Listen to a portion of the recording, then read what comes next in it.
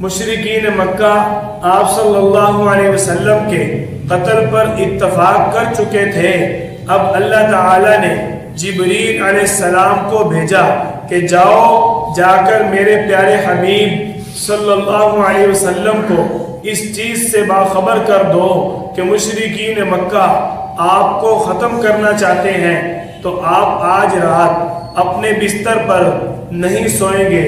چنانچہ آپ صلی اللہ علیہ وسلم اپنے بستر پر سیدنا علی المرتضیٰ شیر خدا رضی اللہ تعالیٰ عنہ کو لٹا دیتے ہیں۔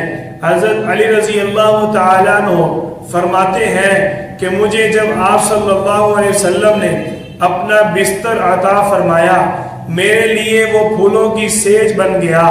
میں آج تک اتنی میٹھی نیند نہیں سویا کہ جتنی میٹھی نیند مجھے اللہ نے آپ صلی اللہ علیہ وسلم کے آرام، سکون اور راحت والے نرم بستر پر عطا فرمائی۔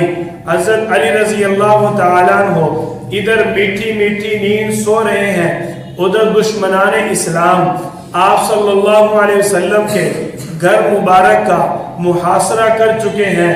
اور اسی گھیراؤ کے دوران ہوتا کیا ہے، آپ صلی اللہ علیہ وسلم ان کے سامنے ان کے سروں پر خاک ڈال کر نکل جاتے ہیں۔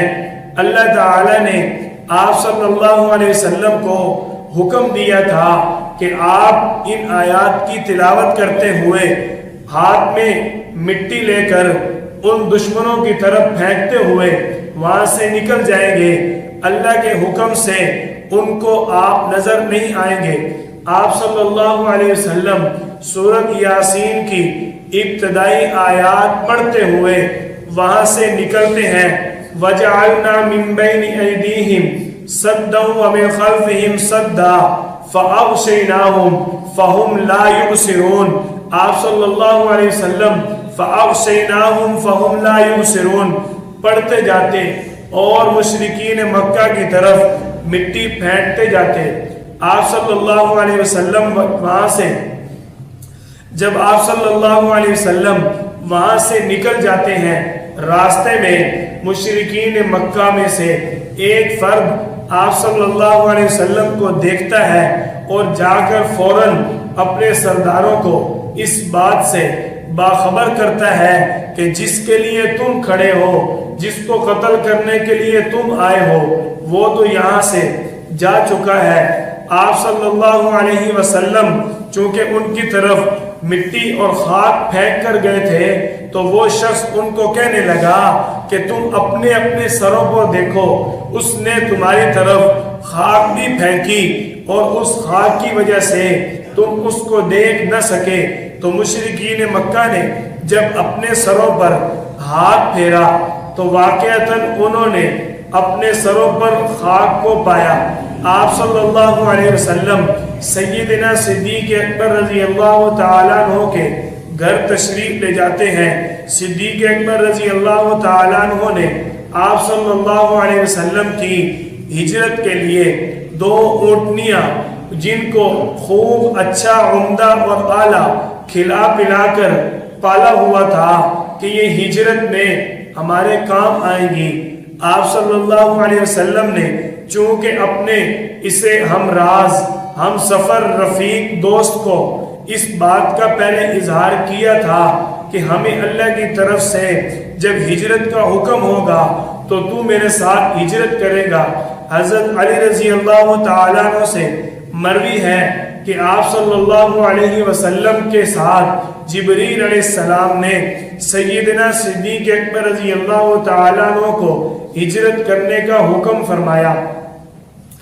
آپ صلی اللہ علیہ وسلم کی زوجہ محترمہ سیدہ عائشہ رضی اللہ عنہ اور صدیق اکبر رضی اللہ تعالیٰ عنہ کی دوسری صاحبزادی حضرت اسماء رضی اللہ تعالیٰ عنہ یہ آپ صلی اللہ علیہ وسلم اور اپنے ابا کے لیے کھانے کا انتظام کر دیتی ہیں۔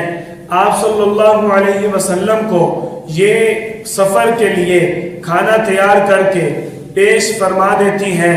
آپ صلی اللہ علیہ وسلم کو ادھر مشرکین مکہ گھیرنے کے لیے موجود ہیں کہ آپ صلی اللہ علیہ وسلم کے بستر پر جب دیکھتے ہیں تو وہاں پر شیر خدا سیدنا علی المرتضیٰ رضی اللہ تعالیٰ عنہ کو پاتے ہیں۔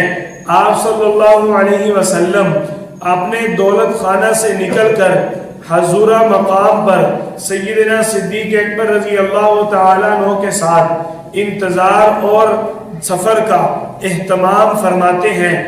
آپ صلی اللہ علیہ وسلم کو لے کر سیدنا صدیق اکبر رضی اللہ تعالیٰ عنہ اب مدینہ طیبہ میں پہنچنے کے لیے سفر شروع کرتے ہیں۔ آپ صلی اللہ علیہ وسلم نے جو عام روٹین والا ترتیب والا مشہور راستہ تھا اس راستے سے سفر نہ کیا تاکہ مشرکین مکہ ہمیں پہنچ نہ سکیں، ہمیں پکڑ نہ سکیں۔ آپ صلی اللہ علیہ وسلم نے اس لیے کھنڈرات اور پہاڑی علاقوں والا سفر منتخب فرمایا۔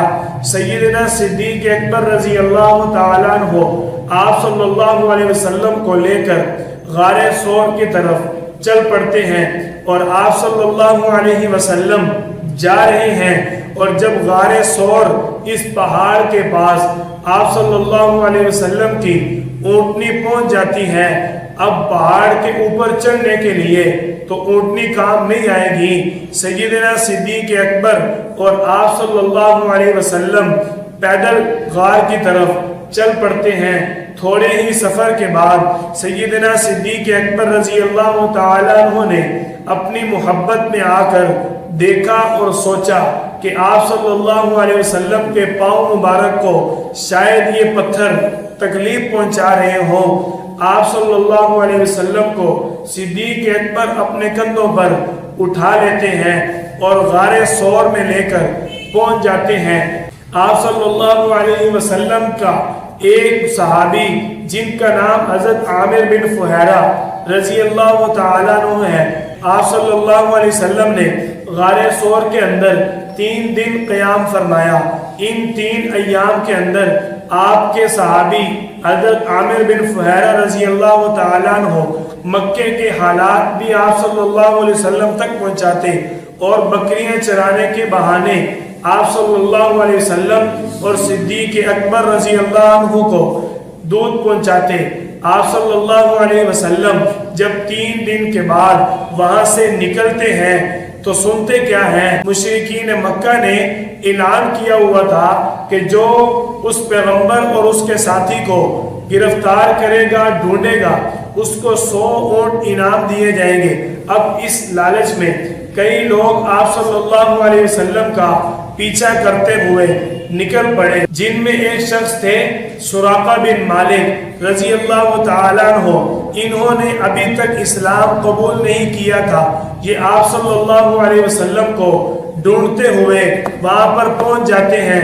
آپ صلی اللہ علیہ وسلم غار ثور کے پاس موجود ہیں اور دیکھتے کیا ہیں کہ دور سے سراقہ اپنے گھوڑے کو بھگاتا ہوا آ رہا ہے۔ صدیق اکبر رضی اللہ تعالیٰ عنہ آپ صلی اللہ علیہ وسلم سے عرض کرتے ہیں، یا رسول اللہ اب تو ہم پکڑے گئے۔ آپ صلی اللہ علیہ وسلم کو اللہ تعالیٰ نے تسلی دی اور آپ صلی اللہ علیہ وسلم نے آگے صدیق اکبر کو تسلی دی۔ فرمایا لا تحزن ان اللہ معنا، غم کرنے کی ضرورت نہیں ہے، اللہ ہمارے ساتھ ہے۔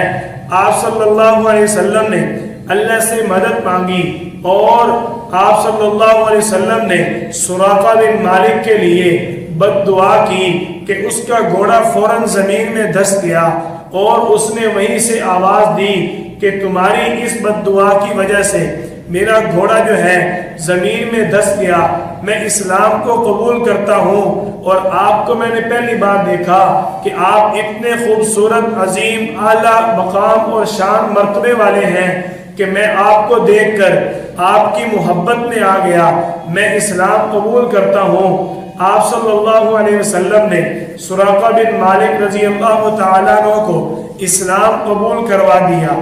اب سراقہ بن مالک آئے تو گرفتار کرنے تھے اور آپ صلی اللہ علیہ وسلم کے محافظ بن گئے۔ عرض کرنے لگے، یا رسول اللہ جو بھی کوئی راستے میں ملے گا میں اس کو یہی کہوں گا کہ اس طرف وہ نہیں ہے، اس طرف ان کو تلاش کرنے کی ضرورت قطعاً نہیں ہے۔ آپ صلی اللہ علیہ وسلم اب غار ثور سے نکلتے ہیں